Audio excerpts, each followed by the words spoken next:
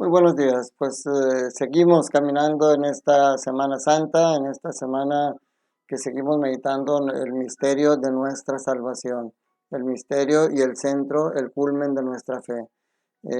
Hoy, en este martes 4 de abril, martes de la Semana Santa, vamos a seguir meditando al profeta Isaías. Ahora los primeros 6 capítulos los primeros 6 versículos del capítulo 49. Sigue siendo parte de ese cántico del siervo de Yahvé. Y aquí el profeta reconoce o se sabe llamado para ser profeta, se sabe llamado para ver el nombre de Dios desde el vientre de su madre, desde antes de nacer, desde que estaba en el seno materno, dice Dios pronunció mi nombre.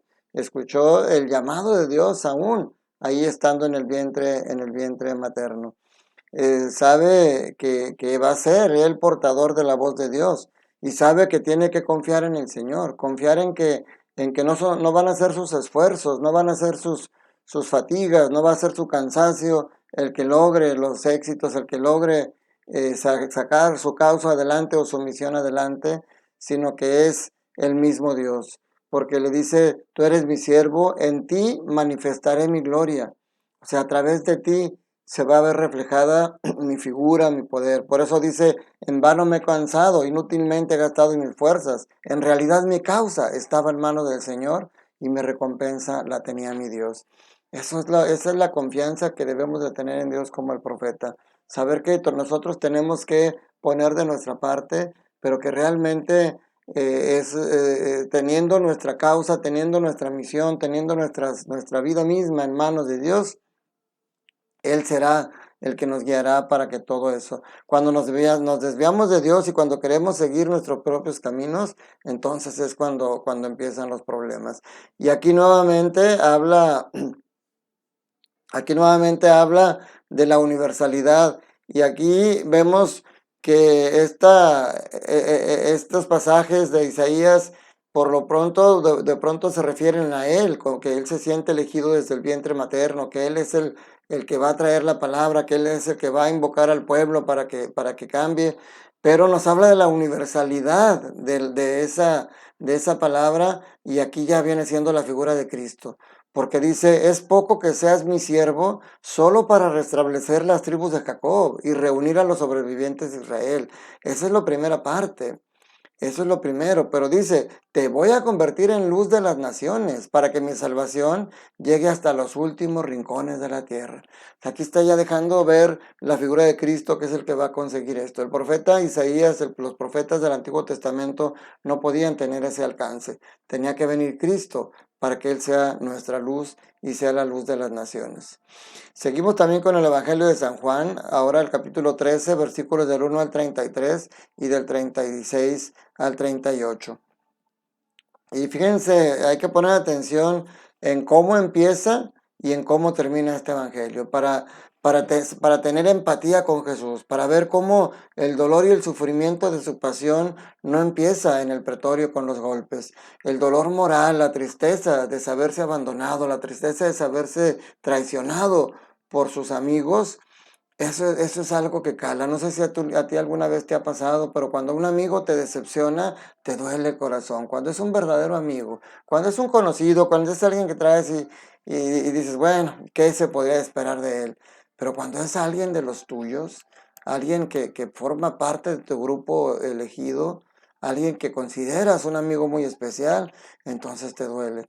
Y hoy el evangelista Juan empieza narrándonos como ya estando en la mesa del cenáculo, lo primero que dice es que Jesús se conmovió profundamente. Fíjense, es lo que les digo, cómo cala saberse traicionado.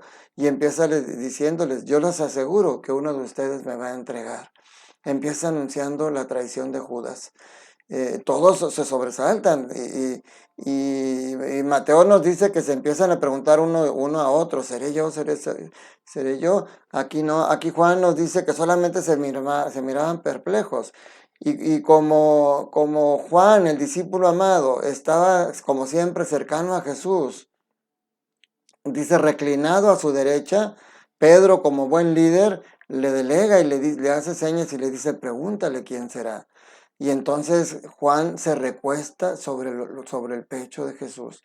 Qué hermoso, porque esa es la intimidad entre dos amigos muy cercanos, que tienen esa confianza de recostarse en el pecho y de hablar y que le hable solamente a él. Porque entonces Jesús le revela a Juan, ahí en lo secreto, ahí en la cercanía con él. Juan le dice, Señor, ¿quién es? Y Jesús le dice, aquel a quien yo le dé este trozo de pan que voy a mojar. Entonces, estas palabras no las escucharon todos, se las dijo a Juan en lo secreto. Y entonces Jesús moja el pan y se lo da a Judas. Entonces, el único que sabía, que ya ahí se entera, y quizás Juan, porque como esto lo hizo a indicación de Pedro, quizás Juan, al hacer esto Jesús, Juan debe haberle hecho una seña a Pedro como diciéndole, es él. Y entonces, algo muy tremendo aquí dice, recordemos que cuando en las tentaciones en el desierto con Jesús, Satanás cuando se termina, dice el evangelio, el evangelista se alejó esperando una mejor oportunidad para volver. Y hoy dice, Judas entró en Satanás después de que éste tomó el bocado. Y Jesús le dijo, lo que tienes que hacer, hazlo pronto.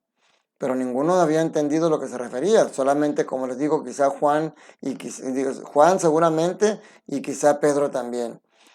Y dice que era de noche cuando sucedió eso, y entonces les empieza a decir Jesús algo que quizá no entendían en ese momento. Ahora ha sido glorificado el Hijo del Hombre, Dios ha sido glorificado en él, Dios ha sido glorificado Dios ha sido glorificado en él, también Dios lo glorificará en sí mismo y pronto lo glorificará. ¿Cómo resalta mucho la glorificación que Jesús va a recibir después de su muerte? La muerte servirá para que Jesús entre en el camino de la glorificación.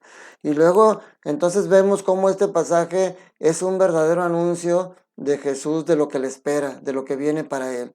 Porque cuando le dice, y luego les dice de una manera muy cariñosa, hijitos. Pocas veces dice esta expresión, pero ahorita Jesús estaba tan conmovido, como decía al principio, que le dice, hijitos, todavía estaré un poco con ustedes. ¿Qué significa estaré un poco? Que pronto ya no voy a estar, pronto seré arrancado de usted. Dice, y como ya se los había dicho un día a los judíos, les dice a ellos, a donde yo voy, ustedes no pueden ir. Y luego aquí es donde termina, les decía, empezó el evangelio anunciando la traición de Jesús, de Judas, y termina con otra traición más sutil quizá. Les dice, a donde yo voy ustedes no podrán ir. Y Pedro le dice, ¿por qué no puedo seguirte ahora? Yo daría mi vida por ti. Pedro, como siempre, atrabancado, dice realmente lo que siente. Pero Jesús le dice, con que tú darías tu vida por mí, yo te aseguro que no cantará el gallo antes de que me hayas negado 3 veces. Qué dramático. Empieza con una traición y termina con otra traición. Empieza con una traición, quizá los demás ya sabían que Jesús era medio canijo, que se quedaba con dinero de la bolsa, pero Pedro, el líder, el elegido para ser cabeza de todos, ¿cómo puede ser que le haya caído en esta traición? Vamos a seguir meditando eso durante la semana, vamos a seguir viviendo y sufriendo junto con Jesús, porque les recuerdo lo que estamos viendo esta semana y lo que vamos a terminar viendo en el Triduo Pascual no es solamente un recuerdo de algo que pasó hace muchos años, es un recuerdo que sigue pasando y que sigue impactando nuestra vida y que lo seguimos no solamente recordando, sino viviendo en cada Eucaristía.